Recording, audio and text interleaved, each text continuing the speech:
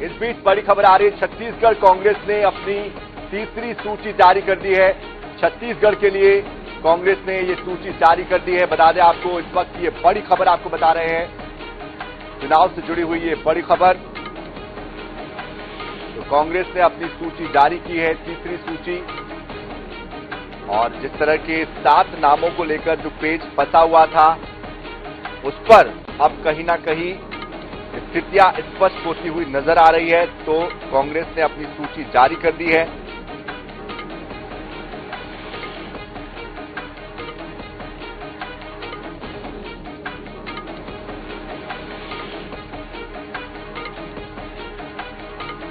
तो कांग्रेस ने सूची जारी की है, और जिस तरह से ये सूची आई है, उसके बाद अब वो इंतजार खत्म हुआ। बता दें आपको कि छत्तीसगढ़ में कांग्रेस की तरफ से 7 जगहों पर और बीजेपी की तरफ से 4 जगहों पर नाम रुके हुए थे।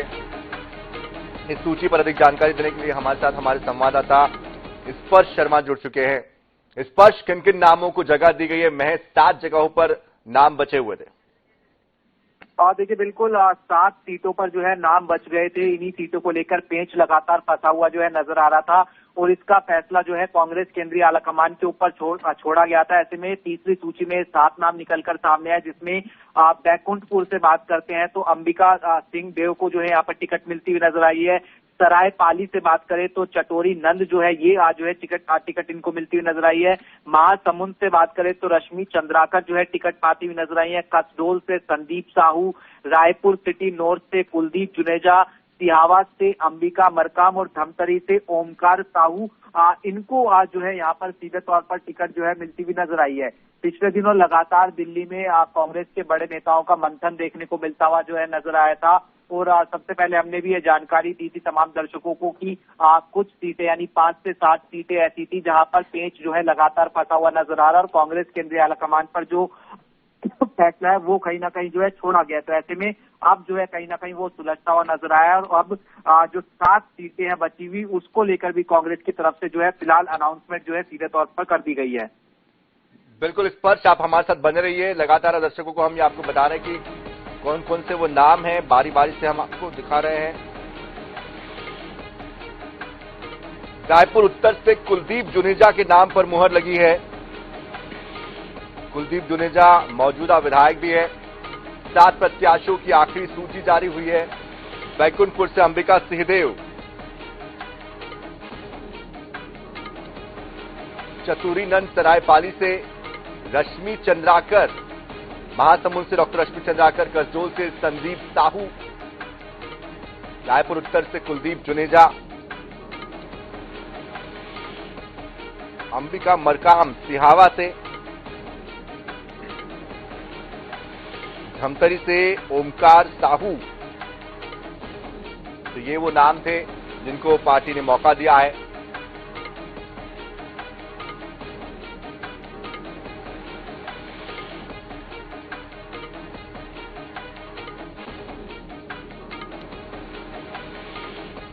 और लगातार स्पर्श हमारे साथ बने हुए। स्पर्श, कई नामों को काटने की बात हो रही थी, लेकिन फिर भी यहां पर रिपीटेशन हमें दिखाई देता है। ऐसे में इन नामों को लेकर किस तरह से सहमति बन पाई? देखिए, निश्चित तौर पर ऐसा था कि जो है कई नाम जो है फेरबदल वहां पर देखने को मिलते हुए नजर आ सकते हैं, लेकिन चूंकि एक आम सहमति नहीं बन पा रही थी, और फैसला जो है केंद्रीय आलाकमान पर छोड़ दिया गया था कि वो जो है अपनी जो है इच्छा से कहीं ना कहीं जो है डिसाइड करे कि किस तरीके से इन बची हुई सीटों पर जो है फैसला लेना है।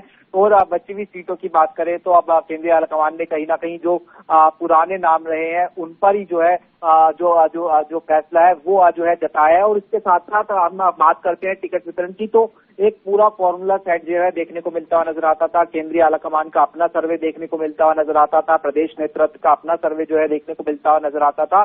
और उसके बाद अब ये जब अनाउंसमेंट हुआ है तो हम देख रहे हैं कि किस तरीके से जो मौजूदा लोग हैं उन्हीं को कहीं ना कहीं जो है एक बार फिर से भरोसा जो है जताया गया है। ताकि इसका एक संदेश भी कहीं ना कहीं दिया जा सके कि पार्टी के अंदर रहकर जो है काम जो है देखने को मिलता हुआ नजर आए। इस तरीके से अगर टिकट कहीं कटती हुई नजर आती तो हो सकता है कि एक विरोध के स्वर जो है अंतिम समय में देखने को मिलते हुए जो है नजर आ सकते हैं। लेकिन फिलहाल जो दोनों ही सर्वे की बात की जाए, चाहे केंद्रीय नेतृत्व के सर्वे की बात की जाए, पार्टी में या प्रदेश नेतृत्व के सर्वे की बात की जाए और केंद्रीय आलाकमान की बात की जाए, तो उन्होंने कहीं ना कहीं निश्चित तौर पर यह भरोसा जताया कि जो पुराने लोग हैं उन्हीं को कहीं ना कहीं मौका जो है दिया जाना चाहिए। बिल्कुल, लेकिन आप बने रहिए हमारे साथ। फिर से दर्शकों को बता दें कि जिन लोगों के टिकट कटे हैं वो भी बहुत दिलचस्प है। शकुंतला साहू को मौका यहां पर नहीं दिया गया है। वही रिपीटेशन की बात करें तो कुलदीप जुनेजा, अंबिका मरकाम, इनको मौका मिला है। पार्टी ने कोशिश की है बैलेंस करने की। जातिगत समीकरणों का भी खास तौर पर ध्यान रखा गया है।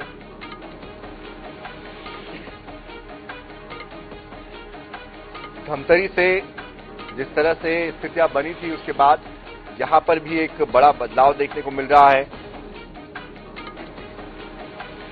रश्मि चंद्राकर, महासमुंद से इनको मौका मिला है।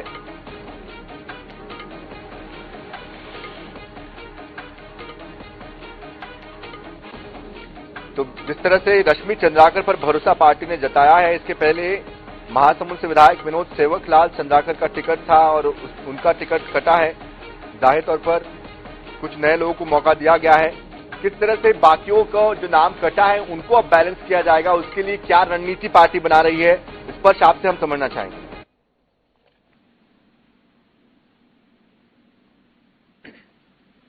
तो ये वो सूची हम दिखा रहे हैं। लगातार हमारे संवाददाता स्पर्श भी हमारे साथ बने हुए हैं। स्पर्श, क्या आप मुझे सुन पा रहे हैं?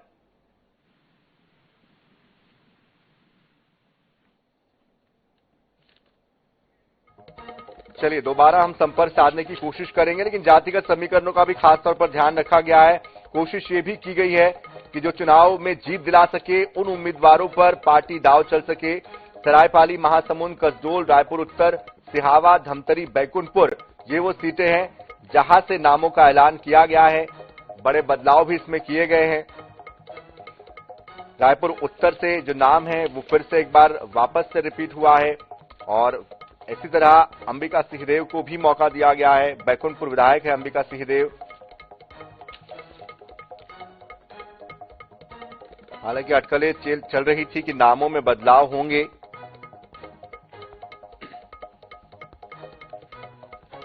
तो कुल मिलाकर अब 90 सीटों पर नाम स्पष्ट हो चुके हैं। 7 प्रत्याशियों की जो आखिरी सूची है पार्टी ने जारी कर दी है।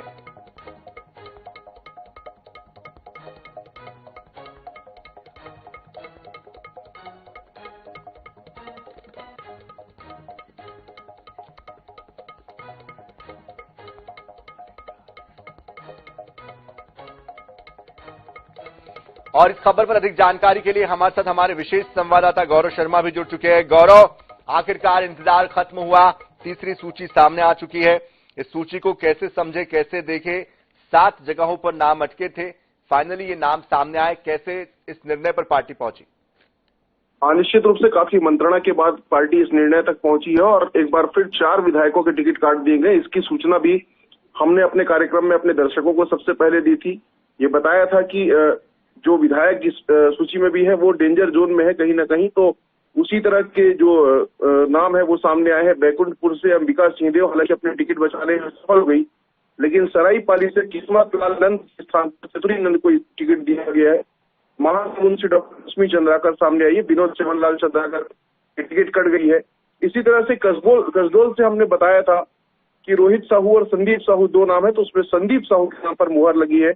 रायपुर उत्तर से कुलदीप जुनेजा पर एक बार फिर से कांग्रेस पार्टी ने भरोसा जताया। यहाँ से 2 नाम और थे, राकेश गुप्ता और अजीत कुकरेजा का, लेकिन एक बार फिर से एक्टिवा वाले विधायक कुलदीप जुनेजा पर पार्टी ने भरोसा किया। सिहावा जरूर डॉक्टर ध्रुव की जगह अंबिका मरकाम को लाया गया और धमतरी में उनका साहू को लाया गया। तो कहीं ना कहीं 4 विधायकों की टिकट कट गई है। इसमें देखा जाना चाहिए कि अब तक 18 और 4 22 विधायकों की टिकट कट गई। कुल मिलाकर बड़ा फैसला है कांग्रेस का 71 में से 22 विधायकों की टिकट काटने का, और कहीं ना कहीं यही वजह है कि काफी मंत्रणा भी करनी पड़ी कांग्रेस को।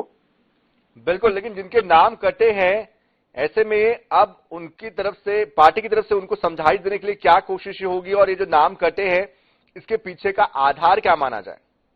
देखिए, सर्वे रिपोर्ट्स और क्षेत्र में परफॉर्मेंस जो था विधायक के रूप में, संगठन से तालमेल, ये बड़ी वजह थी कि इतनी अधिक संख्या में टिकट कटी है।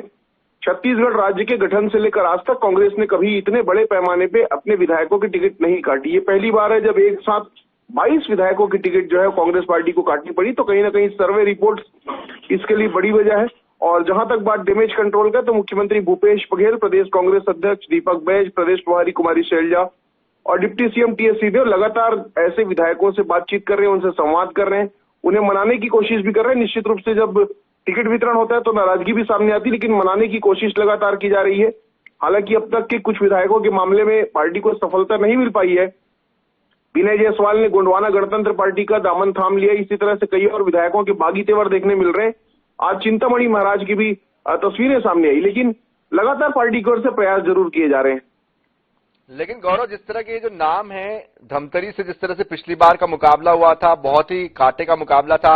इधर शकुंतला साहू का जो टिकट है वो कटा है, और जिस तरह से बाकी जगहों पर जो स्थितियां बनी हैं, ये जो सूची है ये कितनी बैलेंसिंग है पार्टी के लिए और आने वाले चुनाव के लिए, क्योंकि नेक टू नेक मुकाबला इन जगहों पर दिखाई देता है। निश्चित रूप से धमतरी की आपने बात कही। धमतरी में महज 400 वोटों से रंजना दीपेंद्र साहू की जीत हुई थी गुरमुख सिंह होरा पर। तो कहीं ना कहीं वहां पर प्रत्याशी बदलना एक बड़ा फैसला था।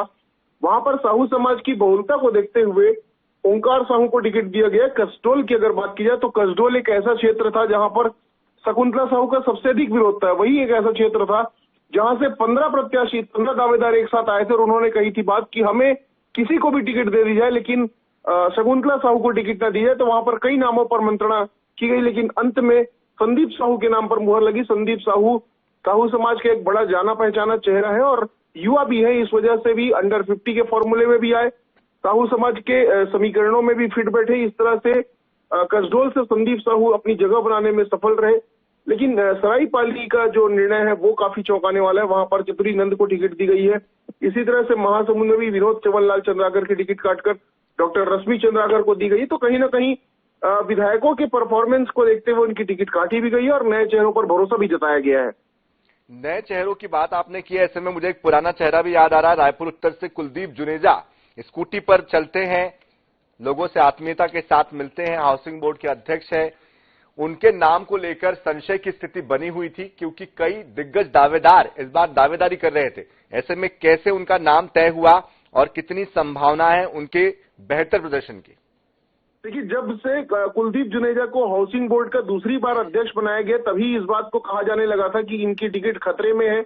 और कहीं ना कहीं पार्टी ने सूची रोककर इस तरह के संकेत दिए भी कि कुलदीप जुनेजा की टिकट खतरे में है। लेकिन सर्वे रिपोर्ट्स में बेहतर परफॉर्मेंस का जो की संभावना जताई गई थी। साथ ही साथ उनकी छवि दिल्ली तक के एक्टिवा वाले विधायक के रूप में चर्चित है।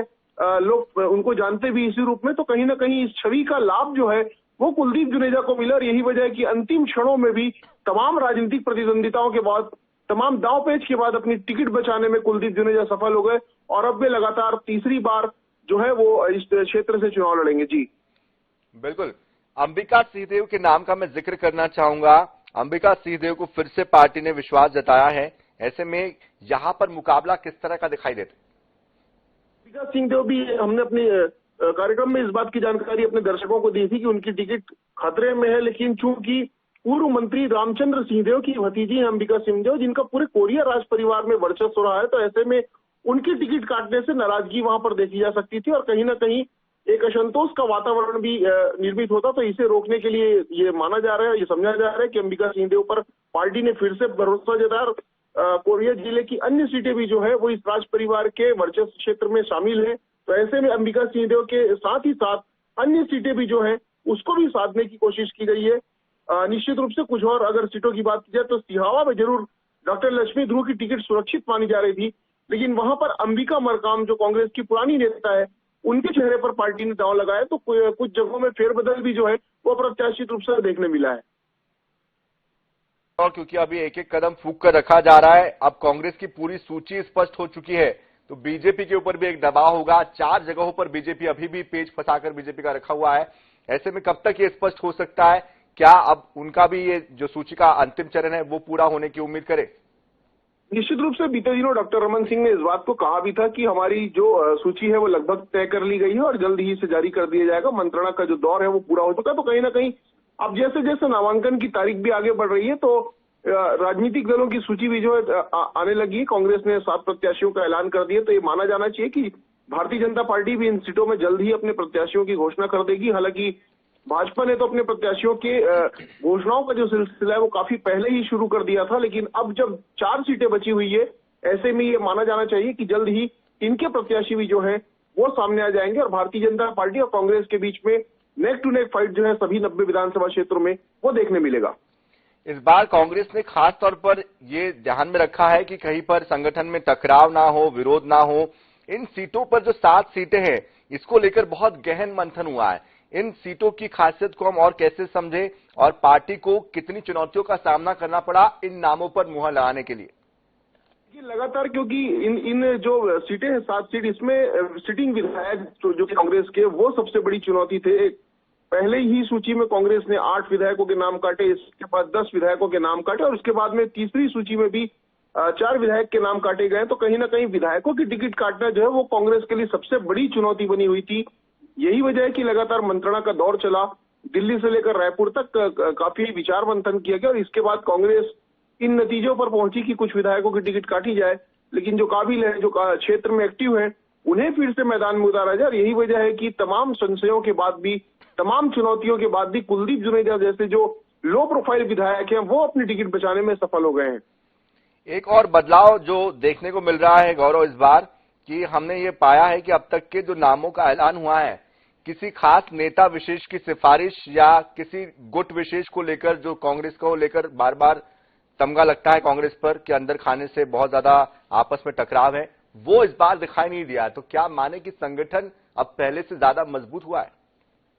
देखिए, इस बार जो प्राथमिकता सूची थी उसमें सर्वे रिपोर्ट, क्षेत्र में परफॉर्मेंस और मुख्यमंत्री भूपेश बघेल लगातार स्वयं भी सभी क्षेत्रों में जाकर मंत्रणाएं कर रहे थे, भेंट मुलाकात का कार्यक्रम कर रहे थे। तो सभी विधायकों से स्वयं भी बातचीत कर रहे थे और साथ ही साथ क्षेत्र की जनता से और पार्टी के कार्यकर्ताओं से विधायकों के परफॉर्मेंस के संबंध में भी फीडबैक ले रहे थे। यही वजह है कि सभी विधायकों के संबंध में जो जानकारियां हैं वो कुछ महीने पहले से ही संगठन के पास भी थी और सरकार के पास भी थी और यही वजह है कि सर्वे रिपोर्ट्स को आधार मानते हुए पार्टी के राष्ट्रीय नेतृत्व ने भी भरोसा जताया और इसके बाद में जो निर्णय लिए गए उसमें ये सामने आया कि एक के बाद एक 3 सूची में 22 विधायकों के टिकट काट दिए गए, 22 नए चेहरों को शामिल किया गया। साथ ही साथ जिन सीटों पर कांग्रेस हारी हुई थी, हमने ये भी जानकारी अपने दर्शकों को दी थी कि हारी हुई सीटों पर पुराने प्रत्याशी रिपीट नहीं किए जाएंगे, तो उन सीटों पर भी नए चेहरों को लड़ाया गया। इस तरह से काफी अधिक संख्या में नए चेहरे जो है वो मैदान में उतारे गए हैं। हालांकि इसके लिए काफी मंत्रणाओं का दौर चला, लेकिन अब जब सूची पूरी सामने आ गई है तो ये तय है कि कई विधायकों के टिकट भी कटे हैं, कई नए चेहरे भी मैदान में उतारे गए हैं। बिल्कुल, मेरा सवाल दरअसल गौरव संगठन को लेकर जो बदलाव हुए हैं उसको लेकर भी था कि संगठन में जिस तरह से एक नया स्वरूप हम देख पाते हैं और अब तो दीपक बैज ने भी कमान संभाल लिया, हालांकि कम समय में उन्होंने कमान संभाली है।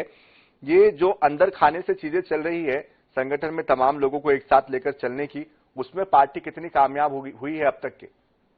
निश्चित रूप में संगठन में भी कामयाबी मिली पार्टी को और सबको साथ लेकर चलने की जो प्रक्रिया है उसी के तहत ये निर्णय लिए गए हैं। यही वजह है कि स्क्रीनिंग कमेटी में भी डॉक्टर चरणदास महंत का नाम शामिल किया गया, कोर कमेटी के गठन किया गया और सभी वरिष्ठ नेताओं की जो सहमति है उससे टिकट वितरण किया गया। यही वजह है कि बहुत अधिक विवाद देखने नहीं मिला और जैसा कि मैंने कहा कि सभी सीटों पर सर्वे रिपोर्ट्स को प्राथमिकता दी गई। किसी की सिफारिश से ज्यादा जीतने वाले प्रत्याशी की क्षमता को आधार माना गया और इसीलिए चाहे प्रदेश नेतृत्व हो चाहे राष्ट्रीय नेतृत्व हो, उसने कई सीटों पर बदलाव भी करना उचित समझा, कई नए चेहरों पर भी भरोसा जता और विधायकों की टिकट काट भी पाए। लेकिन वरिष्ठ नेताओं के बीच में जो सामंजस्य है वो अंत तक बना रहा। जी गौरव, एक बार आप हमारे साथ बने रहिए, दर्शकों को फिर से हम बता देते हैं, आप लगातार बने रहिए हमारे साथ। हम दर्शकों को बता देते हैं कि दरअसल 7 सीटों पर कांग्रेस ने नामों का ऐलान कर दिया है। सरायपाली, महासमुंद, धमतरी, बैकुंठपुर, सिहावा, कसडोल, रायपुर उत्तर, जो कि इंतजार था वो अब खत्म हो चुका है। हालांकि इसके पहले INS 24/7 ने आपको बता दिया था कि किन नामों पर लगभग मुहर लग सकती है, संभावित नाम हमने बताए थे और अब तक हम अपनी खबरों को लेकर, विश्वसनीयता को लेकर सटीक साबित हुए हैं। एक बार फिर से हमारी खबर पर मुहर लगी है और ये वो नाम है जो कि आप स्क्रीन पर इस वक्त देख पा रहे हैं। सिहावा से अंबिका मरकाम, धमतरी से ओंकार साहू, महासमुंद से डॉक्टर रश्मि चंद्राकर, बैकुंठपुर से अंबिका सिंहदेव, सिहावा से चतुर नंदी, कसडोल से अंबिका मरकाम और रायपुर उत्तर से कुलदीप जुनेजा, ये वो नाम है जो कि सामने आए हैं।